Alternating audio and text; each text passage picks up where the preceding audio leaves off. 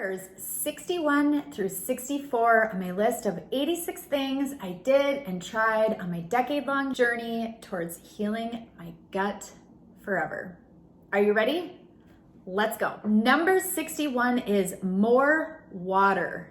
I cannot emphasize this one enough, but if you listen to episode 16 of my podcast, the Gutsy Girl podcast, I talk all about hydration, how important it is, how I used to lie to my doctors about how much water I was drinking, and also how much water I think is standard for most people. Now, to this day, now I drink a gallon. Okay, this is a gallon. I don't actually drink a gallon every day. I try to. I really, really do try to.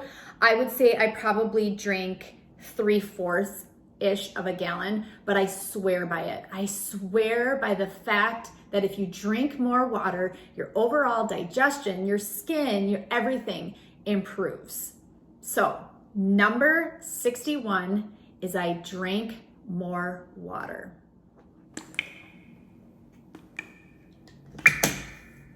See?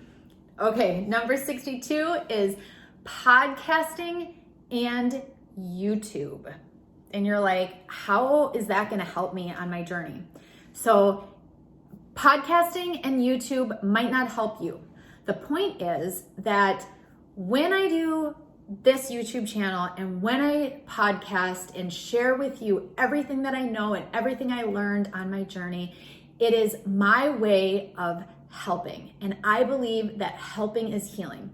I kind of talk about this when I talked about AGUTSYGIRL.com. I believe that the more we help, the more we give, the faster we can heal because we are outside of ourselves and we are focused on something bigger.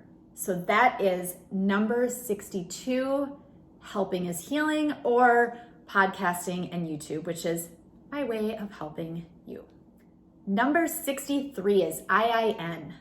IIN stands for the Institute for Integrative Nutrition. That is the school that I went to become a certified holistic health coach. Why did I put IIN on my list? The reason I put it on my list is because when I went to the school, I learned the massive importance of lifestyle. You can go to nutrition school, you can become a doctor, you can do any kind of health coaching or nutrition or and medical program out there. But the thing is that most programs, I would guarantee almost all of them, they do not focus on the lifestyle perspective to healing. And if you know me and you know what I teach and preach, today I teach based on my 3 pillars. Number 1, diagnosis. Number 2, diet. And number 3, lifestyle. But even though number 3 is lifestyle, they kind of go in order. They go in order based on how I think you should approach them, but they do not go in order based on their significance and or their importance. Because to be honest, the lifestyle component is probably the most important and life-changing. And if you can really nail down the lifestyle pillar of healing and hone in on it, your life can forever be changed. And I would have never realized that had it not been for the Institute for Integrative Nutrition. So that is number 63, the Institute for Integrative Nutrition. Number 64 is the colonoscopy. Yes, the colonoscopy. This is something that you might not have to do, but you also might need to do.